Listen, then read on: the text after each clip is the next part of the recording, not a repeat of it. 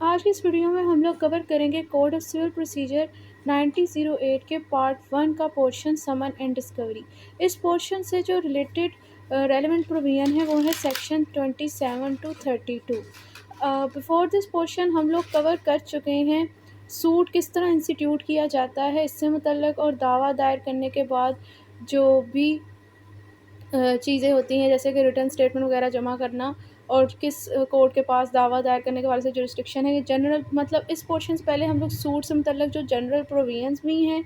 वो भी डिस्कस कर चुके हैं, और सूट किस तरह इंस्टीट्यूट किया जाता है ये पोर्शन भी हम लोग कवर कर चुके हैं। आज हम लोगों ने कवर करना है ये समन एंड डिस्कवरी का पोर्शन। इस पोर्शन में बेसिकली हम लोगों ने ये चीज़ कवर करनी है कि जब दावा दायर कर दिया जाता है तो उसके बाद क्या करती है कोर्ट। कोर्ट जो है ऑब्वियसली समन भेजती है डिफेंडेंट को। फिर हम लोगों ने डिस्कस करना है कि किस पर्पस के लिए ये समन भेजा जाता है, किस तरीके से कोर्ट जो है वो समन भेज सकती है, एंड समन के ऊपर पार्टीज़ लाजमी तौर पर कोर्ट पर आए। इस चीज़ को मेक श्योर करने के लिए कोर्ट के पास क्या पावर है, किस किस चीज़ के हवाले से समन एंड नोटिस भेजे जा सकते हैं कोर्ट की तरफ से पार्टीज़ को, और क्या समन डिफेंडेंट के अलावा विटनेस वगैरह को भी भेजा जा सकता है तो उसमें क्या तरीक़ाकार होगा। एंड नेक्स्ट हम लोगों ने ये चीज़ें कवर करनी है इस पोर्शन के अंदर कि हो सकता है कि पॉसिबिलिटी हो कि जिस पर्सन को समन भेजा जा रहा है वो जो कोर्ट की तरफ से भेजा जा रहा है वो उस कोर्ट की जुरिस्डिक्शन में ना हो, तो तब किस तरह समन इशू किया जाएगा उस पार्टी को।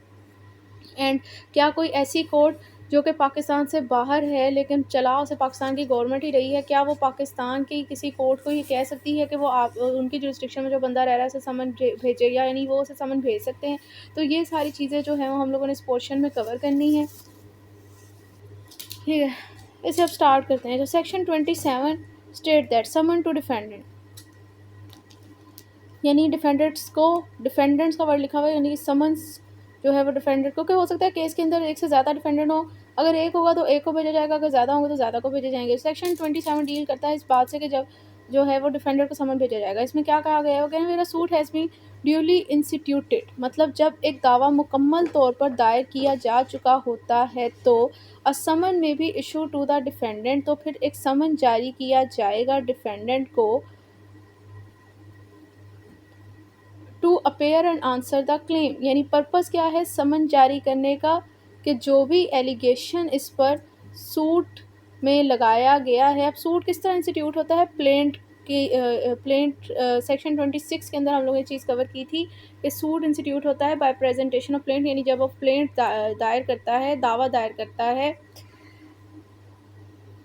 मुद्दई, तो इस तरह इंस्टीट्यूट होता है आपका दावा। तो वो कह रहे हैं कि जो भी उसमें एलिगेशन लगी होती है ना प्लेंट में, बेसिकली इसके ऊपर डिफेंडेंट पर, इसके लिए इसे समन इशू किया जाता है कि कोर्ट में आए और उस क्लेम को जो उसमें प्लेंट पर लगाया गया है उसका आंसर करे, and may be served in manner prescribed. और अब जो तरीक़ाकार समन को जारी करने के लिए मेंशन है उस लिहाज से ये चीज़ इशू की जाएगी। आई गेस इससे रिलेटेड ऑर्डर 5 है जिसमें ये चीज़ें लिखी हुई हैं कि समन और नोटिस वगैरह किस तरह इशू होते हैं। तो प्रिस्क्राइब का मतलब ये कि एज़ पर लॉ या रूल्स और रेगुलेशन जो इसमें इसके मतलब इसमें बनाए हुए, इसके मतलब क्या कहते हैं किस तरह पेश करना है, वो उसमें हम लोग ऑर्डर में डिटेल से जाकर पढ़ेंगे। नेक्स्ट जो है वो इसमें यहाँ पर जो है इधर देखिए फेडरल लेवल पे तो सेक्शन 27A जो है वो नहीं है, ओमिटेड है, लेकिन पंजाब अमेंडमेंट में इसके अंदर एक सेक्शन 27 ऐड किया गया है, तो लिहाजा उससे कवर करेंगे। लेकिन इससे पहले ज़रा सेक्शन 27 को एक दफ़ा दोबारा से देख लेते हैं कि जिसमें सेक्शन 27 में हमें ये बात की गई है कि जब समन आपको तब जारी किया जाता है जब आपके ख़िलाफ़ कोई दावा मुकम्मल तौर पर दायर कर दिया जाए। और किसे जारी किया जाता है, डिफेंडर को जारी किया जाता है। पर्पस इसका ये होता है कि जो भी आपके ऊपर एलिगेशन है ना, दावे में लगाया है, प्लेंटिफ ने आपके ऊपर रेज़ किया है, आप उसके लिए कोर्ट में आएँ और इस चीज़ का आंसर दें। और तरीक़ाकार इसका जो आपको रूल्स एंड रेगुलेशन में बताया गया है उसके मुताबिक ये आपको सर्व किया जाएगा, जो कि ऑर्डर 5 में भी बताया गया है, और 27 जो पंजाब अमेंडमेंट में उसमें भी बताया गया है कि किस तरह जो है वो कोर्ट आपको समन जारी करती है। अब बेसिकली समन जारी करने के पीछे जो प्रूडेंस है, लॉजिक क्या है कि समन क्यों जारी किया जाता है। समन बेसिकली इसलिए जारी किया जाता है क्योंकि ये नेचुरल जस्टिस का जो सेकंड प्रिंसिपल है, ऑडी एल्टरम पार्टम, कि हर पार्टी को सुना जाएगा उसके मतलब कोई भी कार्रवाई करने से पहले। जैसे कि आर्टिकल 10A भी कॉन्स्टिट्यूशन ऑफ पाकिस्तान का कहता है कि हर पार्टी का फेयर ऑफ ट्रायल है, तो ये बेसिकली फेयर ट्रायल को तरकीब देता है। समन के एक पार्टी को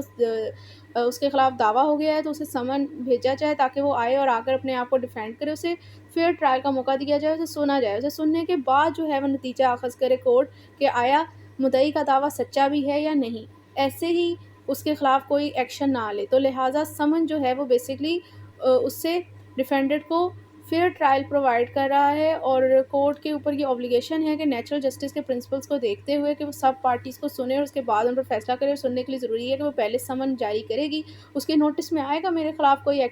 लीगल एक्शन यानी मुकदमा वगैरह हुआ है, तभी वो आएगा। वैसे तो उसे नहीं ना पता चल जाना कि मेरे खिलाफ कोई सूट भी इंस्टीट्यूट हुआ है, तो उसके लिए ही इसको समन जारी किया जाता है। नेक्स्ट है सेक्शन 27 है, जो कि फेडरल लेवल पर तो ओमिटेड है,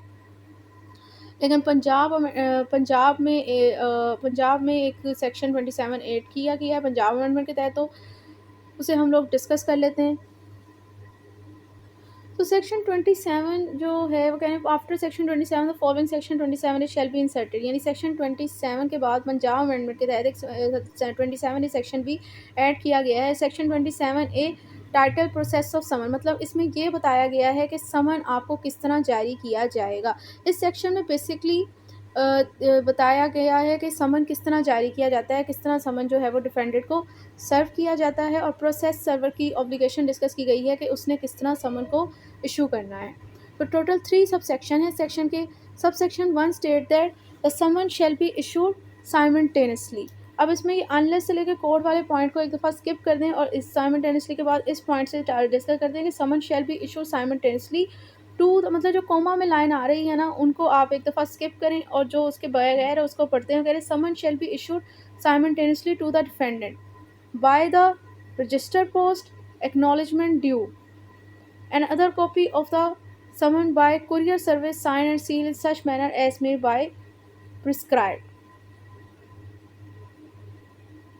और एज द कोर्ट में डिटरमाइन। सो कह रहे हैं कि समन जो है वो आपको साइमल्टेनियसली डिफेंडेड को इशू किया जाएगा। साइमल्टेनियसली का मतलब एक साथ, मतलब ये कि जैसे ही आप प्लेंट के साथ जो उसके खिलाफ आई है उस प्लेंट की, जिस तरह हम लोगों ने सेक्शन 26 में पढ़ा था कि समन जो जारी किया जाता है उसमें जितने नंबर ऑफ डिफेंडेड होते हैं उतनी प्लेंट की कॉपीज़ और उतने के साथ जो डॉक्यूमेंट्स होते हैं वो आप लोगों ने इसको जारी करने हैं। और उसके साथ ही आप लोगों ने समन, वो बेसिकली ये कहना चाह रहे हैं कि वो उस प्लेंट के साथ ही समन भी जो है वो डिफेंडेड को भेजा जाएगा कोर्ट की तरफ से। और ये जो समन आपको भेजा जाएगा या तो रजिस्टर पोस्ट के थ्रू भी हो सकता है, और इसके साथ जो दूसरी कॉपी ऑफ समन्स जो है वो कुरियर सर्विस के साथ आपको भेजी जाएंगी, जिस पर कोर्ट की जो है वो साइन और सील भी होंगी, सिग्नेचर और सील भी होगी, जो कोर्ट डिसाइड करेगा। या फिर by the urgent mail service at Pakistan post, या अर्जेंट मेल सर्विस के थ्रू ये चीज़ आपको भेजी जाएगी। और ये जो आपको समन जारी किया जाएगा ये प्लेंटिफ के खर्चे पर होगा। यानी वो ये कहना चाह रहे हैं कि जब आपके ख़िलाफ़ दावा दायर हो जाता है तो कोर्ट के ऊपर ये ऑब्लिगेशन है कि उसने डिफेंडेंट को प्लेंट की कॉपीज़ के साथ साथ समन भी साइमल्टेनियसली तौर पर भेजना है कि ये आपके ख़िलाफ़ एक्शन लिया गया है। और ये समन उसने किस तरह जारी करना है, 2 पॉसिबिलिटी हैं। नंबर 1 या तो रजिस्टर्ड पोस्ट के थ्रू या फिर अर्जेंट मेल सर्विस के थ्रू भेजेगा, प्लेंटिफ के खर्चे पर भेजेगा, मतलब जो भी खर्चा होगा समन वगैरह भेजने का वो जो है वो प्लेंटिफ की जेब से होगा, वो उससे ले लिया जाएगा दावा दायर करने के टाइम ही ये कॉस्ट। तभी जो है वो जब आपने अपनी प्लेंट में लिखा होता है कि इस सूट को करने में मेरा जितना भी खर्चा हुआ है कोर्ट मुझे रिलीफ दिलवाए। ये सारे बेसिकली स्टार्ट के खर्चे जो है दावा दायर करते हुए प्लेंटिफ ने खुद ही करने होते हैं, तो लिहाजा उसने पहले अपनी प्लेंट में रिलीफ लिख दिया होता है कि अगर इन केस फैसला मेरे फेवर में आया और कोर्ट जो है मुझे ये रिलीफ दिलवाए। लेकिन अभी जो फ़िलहाल चूँकि सूट ये कर रहा है तो सारा एक्सपेंसेस जो है वो कोर्ट इसकी जेब से ही लेगी समन भेजने तक का भी। और समन किस तरह भेजा जा सकता है, या तो रजिस्टर्ड पोस्ट के थ्रू या फिर अर्जेंट मेल सर्विस के थ्रू। अब अर्जेंट मेल सर्विस और रजिस्टर्ड पोस्ट में क्या फ़र्क है, कोई इसमें इतना ख़ास फ़र्क नहीं है, जाना ये नॉर्मल डाक के थ्रू ही है। लेकिन होता ये है कि बाद रजिस्टर्ड पोस्ट में बात ये है कि आप लोगों ने जो एक नॉर्मल आम बंदे एक जिन्होंने कोई डाक वगैरह किसी चीज़ किसी को भेजनी हो, तो जो वो पोस्ट का तरीका फ़ॉलो करते हैं, जितनी उनकी फ़ीस होती है कम फ़ीस और टाइम ज़्यादा वाली पॉसिबिलिटी है, यहाँ पर उतना होगा। लेकिन अगर आप कोई चीज़ काम अर्जेंट करवाना चाह रहे होते तो अर्जेंट में चार्जेस ज़्यादा होते हैं और जितना बिज़नेस आवर लगने हैं उतने भी कम लगने होते हैं। तो कोर्ट मामले की नोयत को देखते हुए या तो रजिस्टर्ड पोस्ट के थ्रू भी भेज सकता है कि मतलब जितना नॉर्मली टाइम लगना था एक डाक को जाने में उतना ही समन वगैरह को लगेगा और जितनी फ़ीस में होता था वही होगा, या फिर उसे अर्जेंट भी भेज सकता है। वो प्लेंटिफ के खर्चे पर ये इसे सर्व करेगा समन डिफेंडेंट को कोर्ट। अब मैंने जो कहा था कि एक लाइन इसमें छोड़ दें, लेकिन इस लाइन छोड़ने से पहले एक बात यहाँ पर ये भी लिखी है कि ये समन तो जारी करेगा, साथ में जो समन की दूसरी कॉपीज़ हैं वो भी कुरियर सर्विस के थ्रू ही भेजी जाएंगी। मतलब यही, अगर आप लोगों ने जल्दी भेजना है या फिर नॉर्मल टाइमिंग के लिहाज से भेजना है, कुरियर सर्विस के थ्रू दूसरी समन की कॉपी भी भेजी जाएंगी, जिस पर जो है सील और सिग्नेचर वगैरह होंगे कोर्ट के, जो कोर्ट डिसाइड करेगा। मतलब जो तरीकाकार वो डिसाइड करेगा कि इन पर होना चाहिए, वो उस हिसाब से ये भेजी जाएंगी। अब ये दूसरी कॉपी ऑफ समन वगैरह क्यों भेजी जा रही होती हैं साथ में, क्योंकि हो सकता है कि डिफेंडेंट एक से ज़्यादा हों। नेक्स्ट इसकी एक्सेप्शन है कि जनरली तो आप लोगों ने समन इसी तरह सर्व करना है, रजिस्टर पोस्ट के थ्रू या फिर अर्जेंट मेल सर्विस के थ्रू। एक्सेप्शन इसकी ये है कि unless otherwise order by the court, यानी कि कोर्ट अगर आपको कोई और ऑर्डर करती है, समन के किसी और तरीकाकार से भेजना चाहती है, तो फिर उस सिचुएशन में ये तरीकाकार जो है समन को इशू करने का वो फॉलो नहीं किया जाएगा। तो दूसरे तरीकाकार जिसके तहत कोर्ट समन आपको सर्व कर सकती है डिफेंडेंट को, वो सब सेक्शन 2 में बताए गए हैं। कहने the court shell order simultaneous service by affixing a copy of a summon at some conspicuous part of the house in which the defendant is known to have last resided or carried on a business or personal work for gain। यानी court जो है वो defendant को summon जारी कर सकती है इस तरह भी कि उस जगह पे जहाँ पर उसकी लास्ट रेजिडेंस थी, मतलब जहाँ पर वो रह रहा था, या उसका वर्क फॉर गेन था, मतलब उसकी जॉब वगैरह थी, या फिर उसका पर्सनल बिजनेस था, उस जगह की किसी नुमाया हिस्से पे, कॉन्स्पिशियस पार्ट पे इस समन की कॉपी को अटैच कर सकती है। एक तो इस तरह कोर्ट समन जारी कर सकती है डिफेंडेंट को। नेक्स्ट मेथड है by any modern devices including electronic device of communication which may include mobile telephone telegram phonogram telex fax radio television extra in the prescribe manner. मतलब हो सकता है कि कोर्ट आपको किसी मॉडर्न डिवाइसेस के थ्रू भी ये समन जारी कर सकती है, जिसमें इलेक्ट्रॉनिक डिवाइस ऑफ कम्युनिकेशन भी शामिल हैं। मतलब कि ये इलेक्ट्रॉनिक डिवाइस ऑफ कम्युनिकेशन में कौन कौन सी चीज़ें आ जाती हैं, मोबाइल से लेके टेलीविज़न एक्स्ट्रा, ये सारी चीज़ें। मतलब इन इलेक्ट्रॉनिक डिवाइस ऑफ कम्युनिकेशन, मतलब जिससे जो इलेक्ट्रॉनिक डिवाइसेस हैं, बिजली के इंस्ट्रूमेंट्स, और जिनमें आप लोग मतलब सॉरी टेक्नोलॉजिकल इंस्ट्रूमेंट जिनको आप कम्युनिकेशन के लिए यूज़ कर रहे हैं, जिनमें ये डिवाइसेस का नाम लिखा हुआ है, इनके थ्रू, इन मॉडर्न डिवाइसेस के थ्रू भी आपको समन कोड जारी कर सकती है। मिसाल के तौर पर आपको व्हाट्सएप के ज़रिए मैसेज कर दे, आपको जीमेल पर मेल कर दे, आपको कॉल के थ्रू टेलीफोन पर इन्फॉर्म कर दे, या आपको मोबाइल पर सिम के थ्रू मैसेज भेज दें, या आपको रेडियो टेलीविज़न के थ्रू न्यूज़ मिल सकती है न्यूज़ में, या फिर जो है वो आपको टेलीग्राम भेज दें। इस तरीक़ाकार के तहत जो है वो आपको समन जारी कर सकती है। और नेक्स्ट है अर्जेंट मेल सर्विस और पब्लिक कुरियर सर्विस, यानी टीसीएस वगैरह के थ्रू भी वो आपको, टीसीएस और ल्यूपर्ड एक्स्ट्रा, ये जो कुरियर सर्विसेज होती हैं, उनके थ्रू भी वो आपको भेज सकते हैं समन। नेक्स्ट है publication in the press in the prescribe manner. मतलब ये कि प्रेस मुराद ये कि वो न्यूज़ के अंदर पब्लिश कर दें, न्यूज़ के थ्रू वो आपको,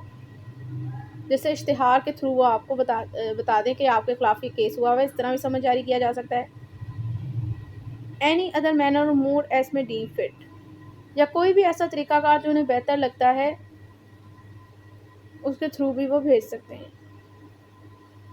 नेक्स्ट सबसेक्शन 3 में जो प्रोसेस सर्वर है, जो बैलिफ वगैरह होता है समन सर्वर, उसकी ड्यूटी बताई जा रही है कि उसने किस तरह इसको सर्व करना है समन को। तो subsection 3, location of process server serving the summon shall be monitored by modern devices in the prescribe manner. मतलब जो बंदा इस समन को सर्व कर रहा है, उसकी लोकेशन जो है समन को सर्व करने के टाइम मॉनिटर की जाएगी मॉडर्न डिवाइसेस के थ्रू। मॉडर्न डिवाइसेस जिसके थ्रू पोजीशन आजकल लोगों की लोकेशन डिटरमाइन की जाती है, जैसे कि ट्रैकर हो गया, जीपीएस हो गया, आप उसके थ्रू कि ये उसी जगह पे जहाँ पर डिफेंडेंट है रहता है, ये सही जगह पर ही उसे समन इशू करने जा रहा है बैलिफ, ये आप उसकी लोकेशन को भी इस तरह मॉनिटर कर सकते हो। And the process server shall take photograph of the defendant और द परमिसेस और the person accepting service of summon on behalf of the defendant. और इसी तरह जो प्रोसेस सर्वर है वो क्या करेगा, वो जब वो इसको डिफेंडेंट को समन इशू कर रहा है, सर्व कर रहा है या उसकी जगह पर लगा रहा है, या कोई पर्सन उसके बिहाफ पे उसको दे रहा है, यानी डिफेंडर के बिहाफ पे कोई बंदा कह रहा है, हो सकता है ना वो घर गया है, उसका नोटिस लेके कोई था नहीं घर में, कोई और बड़ा बंदा था तो उसने उसको दे दिया डिफेंडर की जगह पर, उसके साइन ले लिए। तो कह रहे हैं वो उन लोगों की, उस परमिसेस की, उस बंदे की जिसके बिहाफ पर डिफेंडर की पिक्चर वगैरह लेगा ये process server, which shall be made a part of the record as a proof of the service of the process, जो कि उस रिकॉर्ड का हिस्सा होगी कि ये प्रोसेस जो है, सॉरी, ये समन जो है वो जारी कर दिया गया है, डिफेंडेंट को मिल गया है। अब बेसिकली जो प्रैक्टिकल प्रैक्टिस का पॉइंट ऑफ व्यू ये है कि ये किस तरह जो है वो पिक्चर लेता है ये प्रोसेस सर्वर। इसके लिए बाकायदा आ गई हैं मार्केट में अब जीपीएस ऐप्स, जिसके थ्रू वो पिक्चर लेता है, जिसमें बाकायदा पिक्चर लेने के बाद जिस जगह पर वो सर्व कर रहा है ना, उस जगह की ऑटोमेटिकली तौर पर उस पिक्चर में लोकेशन आ जाती है, जो कि इस चीज़ को ऑथेंटिसिएट करती है कि आया जो वाकई जो उसकी रेजिडेंस लिखी हुई थी ना डिफेंडेंट की, प्लेंट ने भी अपने सॉरी प्लेंटिफ ने भी अपनी प्लेंट में अपने मुकदमे में कि ये यहाँ रहता है, जिसकी वजह से कोर्ट को समन जारी करने में आसानी हुई। तो वहाँ की वो पिक्चर लेकर वो उस पर आ जाता है लोकेशन पे कि हाँ, इसी डिफेंडर को इसी जगह पर की गई है, ताकि बाद में डिफेंडेंट भी मुकर ना सके कि मैं तो इधर, आपने मुझे तो पहुँचाया नहीं, तो मैं तो यहाँ पर रहता ही नहीं। तो इस चीज़ का वो प्रूफ होता है कि उस पे आ जाता है पिक्चर पे कि यही लोकेशन है जहाँ पर इसका एड्रेस लिखा हुआ था और सही जगह पर ही इसको सर्व किया गया है।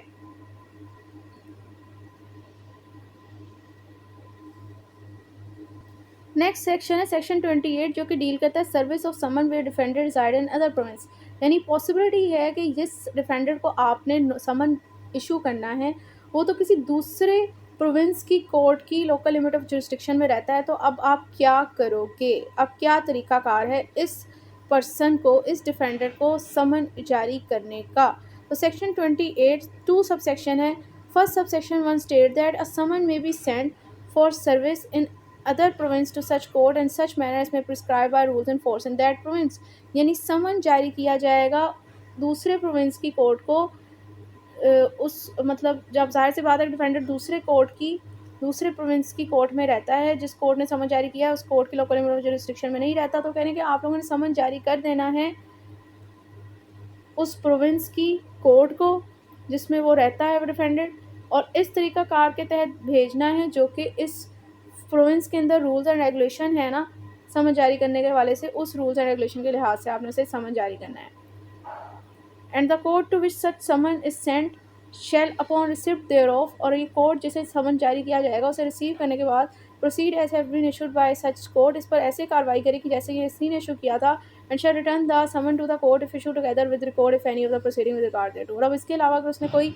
प्रोसीडिंग वगैरह की होगी या अगर नहीं की होगी, कोई इशू होगा कि क्यों नहीं की, तो उसका रिकॉर्ड बनाकर उसने इसको भेज देना है जिस कोर्ट ने उसे समन जारी किया था।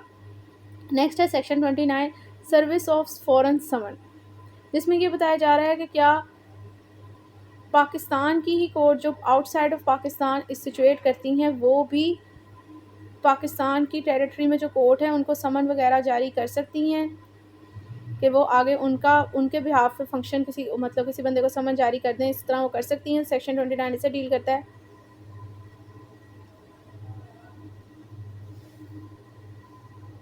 Section 29 Service of Foreign Summon. Summon and other processes issued by other process मतलब notices वगैरह, अगर summon and other processes issued by any civil or revenue court situate outside Pakistan may be sent to the court in Pakistan, मतलब अगर कोई court,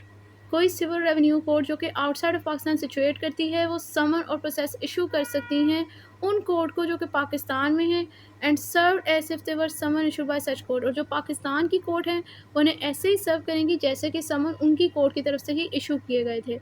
पर ये condition है कि जो ये सिविल और रेवेन्यू कोर्ट हैं जो पाकिस्तान से बाहर हैं, उन्होंने पाकिस्तान की कोर्ट को जो समन जारी करने ताकि वो इनके बिहाफ पे इनको सर्व कर दें, उन ये सिर्फ ये कौन सी कोर्ट भेज सकती हैं, इनके लिए उन्हें क्या कंडीशन पूरी करनी पड़ेगी ये इस प्रोवाइज़ो में बताई गई है। मतलब कौन सी outside of court inside of court of Pakistan को समन जारी कर सकती हैं कि वो उनके बिहाफ पे समन को सर्व कर दें, वो कौन सी कोर्ट हो सकती हैं, उन्हें क्या कंडीशन पूरी करनी पड़ती है प्रोवाइज़ो में बताया गया। तो provided that the court issue such summon or processes have been establish or continued by the authority of the federal government or that the provincial government, of the province in which such summon or processes are to be served has by notification the official gazette declared the provision of this section to apply such code. So ये वो court हो सकती हैं जो कि समन वगैरह जो कर रही हैं, जिन्हें फेडरल गवर्नमेंट की तरफ से या तो ये इस्टेब्लिश हुई हो, फेडरल गवर्नमेंट ने चला रही हो,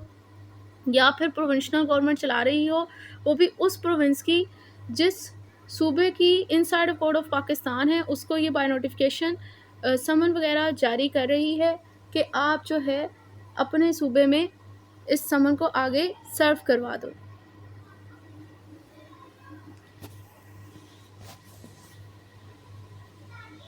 मतलब अपने सूबे की कोर्ट में। नेक्स्ट है सेक्शन 30, जो कि कहता है power to order discovery and the like. इसमें बेसिकली कोर्ट की पावर डिस्कस की गई है कि वो कौन कौन सी चीज़ों की प्रोडक्शन और डिस्कवरी के हवाले से ऑर्डर पास कर सकती है। तो अगर इस सेक्शन को देखें तो ये स्टार्ट बेसिकली इधर से इसका जनरल रूल है कि द कोर्ट में at any time either force on motion on the application of any party, कि कोर्ट की डिस्क्रिशनरी पावर है कि किसी भी वक्त ऑन मोशन मतलब ये कि स्यू मोटो बजाते खुद बगैर किसी पार्टी की एप्लीकेशन पे या किसी पार्टी की एप्लीकेशन के साथ इन 3 चीज़ों का ऑर्डर दे सकती है कि make such order as may be necessary or reasonable in all matter relating to the order। किस चीज़ के मतलब दे सकती है? Delivery and answering of interrogatories. Interrogatory मतलब क्वेश्चन, मतलब वो ये कह सकती है, ऑर्डर पास कर सकती है कि ये इंटेरोगेटरी उसको पहुँचाए जाएँ या इनके सवाल दिए जाएँ, सवालों के जवाब दिए जाएँ। And the admission of document and facts, किसी डॉक्यूमेंट्स या फैक्ट्स की एडमिशन के हवाले से ऑर्डर पास कर सकती है कि इसको माना जाए। And the discovery, inspection, production, impounding and return of documents or other material object produce as a evidence. इसी तरह कोई डॉक्यूमेंट या कोई दूसरा अहम ऑब्जेक्ट है जो कि एविडेंस के तौर पर पेश किया जा सकता है, उसकी डिस्कवरी का ऑर्डर कर सकती है, उसकी इंस्पेक्शन का दे सकती है, उसकी प्रोडक्शन का ऑर्डर दे सकती है, उसको ज़ब्त करने का, इम्पाउंडिंग करने का हो सकती है, उसको रिटर्न करने का ऑर्डर दे सकती है। ये तमाम ऑर्डर इन चीज़ों के मतलब वो तब पास करेगी जब वो ये समझेगी कि मेक सच ऑर्डर इसमें रीज़नेबल एंड नेसेसरी, जब ये समझेगी ये ऑर्डर पास करना ज़रूरी है, रीज़नेबल है। नेक्स्ट ऑर्डर पास कर सकती है ये issue summon to person whose attendance is required either to give evidence और प्रोड्यूस डॉक्यूमेंट और अदर ऑब्जेक्ट एज अफोरसेड। इसी तरह हर वो बंदा जिसकी अटेंडेंस कोर्ट को लगता है कि ज़रूरी है, या तो सबूत देने के हवाले से या कोई डॉक्यूमेंट प्रोड्यूस करने के हवाले से, या जो क्लाउज ए के अंदर ऑब्जेक्ट्स बताए गए हैं उनके हवाले से, उनकी प्रोडक्शन के हवाले से, तो नेक्स्ट उस बंदे को भी कोर्ट जो है समन जारी कर सकती है। इसी तरह कोर्ट कह सकती है कि कोई भी फैक्ट, अच्छा यहाँ पर जो प्रूफ के साथ ना पंजाब अमेंडमेंट में टू बी डिसप्रूव का भी वर्ड ऐड हुआ है, यानी इससे क्लास ही होगा order any fact to be prove disprove by affidavit, यानी वो कह सकती है, इस चीज़ का भी ऑर्डर कर सकती है कि किसी फैक्ट को या किसी फैक्ट को जो है वो आप बयान हल्फी के थ्रू साबित या गैर साबित करें, इस चीज़ का भी ऑर्डर दे सकती है। अब ये जो ऑर्डर है कोर्ट की डिस्क्रिशनरी पावर के चीज़ों के हवाले से, मतलब सब्जेक्ट मैटर हो गया कि ऑर्डर पास कर सकती है, किन चीज़ों के हवाले से कर सकती है, लेकिन ये भी एक लिमिटेशन में रहते हैं करके करना है, subject to such condition and limitation as prescribe, मतलब लॉ में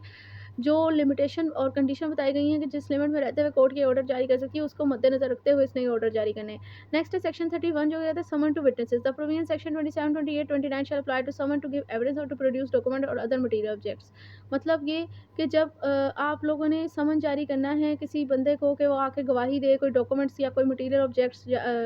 पेश करे, मतलब जब आप लोगों ने विटनेसेस वगैरह को इन चीज़ों के लिए समन वगैरह जारी करना है, तो उनको जब समन जारी किया जाता है तो उस पर सेक्शन 27, 28 और 29 की प्रोविजन उनके हवाले से भी एप्लीकेबल होगी। मिसाल के तौर पर कि जिस तरह सेक्शन 27 में जो पर्पस था समन जारी करने का और किस तरह कब जो है उसे समन जारी किया जा रहा था डिफेंडेंट को, इसी तरह विटनेस को भी सूट के इंस्टीट्यूट होने के बाद ही किया जाएगा, इसको भी सुनने के लिए किया जाएगा, और जिस तरह जो सेक्शन 27 ए के अंदर एक मैनर बताया गया है उस तरह वो मैनर भी फॉलो किया जाएगा, इसी तरह से भी समन जारी किया जाएगा। एंड 28 और 29 में ये चीज़ मेंशन की गई थी कि जिस तरह वही हो सकता है कि विटनेस जो है वो 28 के तहत वो किसी दूसरी लोकेशन में हो और कोर्ट जो कि समन जारी करेगी कि आके ये गवाही दे वो किसी और जुरिस्डिक्शन में हो, तो वो जिस कोर्ट की जुरिस्डिक्शन में विटनेस होगा उस कोर्ट को जो है वो समन सर्व कर देगी ये कोर्ट, और वो आगे से एग्जीक्यूट कराएगा। तो इस तरह सेक्शन 28 की प्रोविजन भी इस पर भी इस तरह एप्लीकेंट हो सकती है। 29 ये है कि हो सकता है कि कोर्ट जो है वो पाकिस्तान की वो बाहर हो, लेकिन वो इस समन की इस विटनेस से एविडेंस वगैरह उसे चाहिए हो, तो वो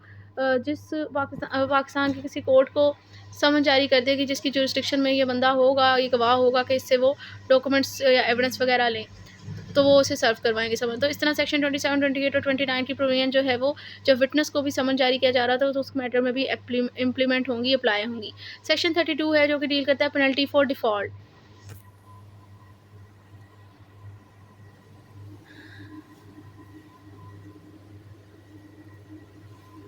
इसमें बेसिकली ये बताया जा रहा है कि जो सेक्शन 30 के तहत ऑर्डर पास किया जाता है ना कोर्ट की तरफ से किसी बंदे को कि आके वो गवाही दे या किसी फैक्ट को प्रूव करे या कोई चीज़ प्रोड्यूस करे, तो अगर कोई पर्सन जो है वो इस ऑर्डर को कंपाइल नहीं करता, इसको नहीं मानता, यानी डिसओबे करता है कोर्ट के ऑर्डर को, तो कोर्ट जो है इसके खिलाफ क्या एक्शन ले सकती है। And the court may compel the attendance of any person to home summon has been issued under section 30। मतलब जिस पर्सन को सेक्शन 30 के तहत समन जारी हुआ था, इसकी पर्सन को बुलाने के लिए, इसकी अटेंडेंस को कंपेल करने के लिए कोर्ट जो है ये फॉलोइंग ऑर्डर पास कर सकती है, जैसे कि वो इसके खिलाफ वारंट ऑफ अरेस्ट जारी कर सकती है, इसकी प्रॉपर्टी को अटैच और सेल कर सकती है, इस पर फाइन इम्पोज कर सकती है, पर इस फाइन की लिमिट 2000 से ज़्यादा नहीं होगी। इसी तरह इसकी पेरेंट्स के लिए इसे सिक्योरिटी वगैरह दे सकती है, और अगर ये नहीं आता तब भी तो फिर इसे कैद कर सकती है, जेल में डाल सकती है। नेक्स्ट है आपके पास जजमेंट एंड डिक्री, यानी पार्ट 1 जो है वो सीपीसी का उसका पोर्शन जजमेंट एंड डिक्री हम लोग डिस्कस करेंगे। इससे पहले हम लोग ये सूट से मतलब जो जनरल प्रोविजन है वो डिस्कस कर चुके हैं कि सूट दायर कहाँ किया जाएगा, किस कोर्ट के पास जुरिस्डिक्शन होती है दावा सुनने की, और फिर डिफरेंट सूट्स के हवाले से डिफरेंट जुरिस्डिक्शन का पॉइंट हम लोगों ने डिस्कस किया। फिर हम लोगों ने कहा कि सूट दावा जो है वो किस तरह इंस्टीट्यूट किया जाता है, एंड उसके बाद क्या होता है, जैसे रिटन स्टेटमेंट जमा करवाई जाती है। नेक्स्ट जो सूट आपका इंस्टीट्यूट हो जाता है तो फिर उसके बाद जो है वो समन और नोटिस वगैरह भेजे जाते हैं, उससे मतलब प्रोविजन अभी हम लोगों ने इसी वीडियो में कवर किए हैं। अब जब ये सारा प्रोसेस हो जाएगा, मतलब सारा आपका दावा इंस्टीट्यूट वगैरह हो गया, तो हम लोगों ने सेक्शन 26 के अंदर फिर हम लोगों ने देखा था कि जब समन नोटिस वगैरह भी आ जाते हैं तो कोर्ट जो है वो पूरी पार्टीज़ के एविडेंस वगैरह लेके, कमीशन अपॉइंट करके, मज़ीद एविडेंस लेके और उनसे उनके फ्रेमिंग ऑफ इशू करके उनको उनकी बहसों मुबाहिसा सुन के जजमेंट वगैरह पास करती है। तो सेक्शन 33 में भी बेसिकली ये चीज़ डिस्कस की जा रही है कि अब जब सूट भी इंस्टीट्यूट हो जाएगा, रिटन स्टेटमेंट भी आ जाएगी, समन वगैरह सूट इंस्टीट्यूट हो जाएगा, समन जारी हो जाएगा, रिटन स्टेटमेंट आ जाएगी, फ्रेमिंग ऑफ इशू हो जाएंगे, एविडेंस रिकॉर्ड हो जाएंगे, further evidence court commission appoint करके भी ले लेगी, उनके आर्गूमेंट वगैरह भी हो जाएंगे। तो अब कोर्ट जो है वो जब जो है वो जजमेंट अनाउंस करेगी, और जजमेंट के बाद एक डिक्री आती है जिसमें जजमेंट की एक समरी होती है। तो सेक्शन 33 बेसिकली इसी चीज़ से डील कर रहा है कि judgement and decree the court after the case has been hear shall pronounce judgement on such judgement decree shall follow, कि कोर्ट ने जैसे ही जब पूरा केस सुन लेगी तो उसके बाद कोर्ट जो है वो एक जजमेंट प्रोनाउंस करेगी, जजमेंट अनाउंस करेगी, और उस जजमेंट पे एक डिक्री आ जाएगी। अब जो है कि पंजाब अमेंडमेंट के अंदर जो है वही सेक्शन 33 के अंदर जो है वो कुछ अमेंडमेंट की गई है पंजाब में, जिसमें ये चीज़ मेंशन की गई है कि केस को सुनने के बाद मैक्सिमम 15 दिन के अंदर अंदर कोर्ट ने जजमेंट अनाउंस करनी होती है, और उसके बाद फौरी तौर पर ही साथ ही डिक्री आ जाती है। अब जजमेंट और डिक्री में बेसिकली फ़र्क इतना ही है कि जजमेंट जो है वो एक डिटेल्ड डिसीजन होता है, जबकि डिक्री के अंदर जजमेंट की सिर्फ एक समरी लिखी हुई होती है, जिसमें जो मैटर ऑफ कंट्रोवर्सी होता है पार्टीज़ का वो बताया हुआ होता है कि क्या क्या इनके जो दरमियान था और क्या राइट्स इनके दरमियान डिसाइड हुए, और रीज़न ऑफ द डिसीजन लिखे होते हैं। ये सारी चीज़ें डिक्री के अंदर होते हैं। ऑर्डर 20 है बेसिकली, जिसके अंदर जजमेंट और डिक्री की डिटेल मेंशन है कि इसमें इन दोनों के क्या क्या एसेंशियल होते हैं। तो जब हम लोग ऑर्डर पढ़ेंगे तो वहाँ पर हम लोग कवर कर लेंगे। यहाँ पर इतना जानना ज़रूरी है कि जजमेंट के बाद डिक्री आती है, जिसमें रीज़न और क्या पार्टीज़ के दरमियान राइट थे वो जो डिसाइड हुए हैं, और मैटर ऑफ कंट्रोवर्सी वगैरह लिखी होती है। तो ये जस्ट उसकी एक समरी होती है। तो इसी वजह से जो है डिक्री एग्जीक्यूटेबल होती है, और डिक्री पर ही अपील की जाती है। जजमेंट के ऊपर ना तो अपील होती है और ना ही जजमेंट को एग्जीक्यूट करवाने की दरख्वास्त दी जाती है। एग्जीक्यूशन हमेशा डिक्री की होती है। नेक्स्ट अब हम लोगों ने जो पोर्शन स्टार्ट करना है अभी वो हम लोगों ने एग्जीक्यूशन ऑफ डिक्री का ही करेंगे, मगर वो नेक्स्ट वीडियो में करेंगे, क्योंकि अब यहाँ तक हमें हमारी डिक्री आ चुकी है। डिक्री से मतलब जो हमारी प्रोविजन है वहाँ वो हम लोगों ने स्लाइटली कवर कर ली।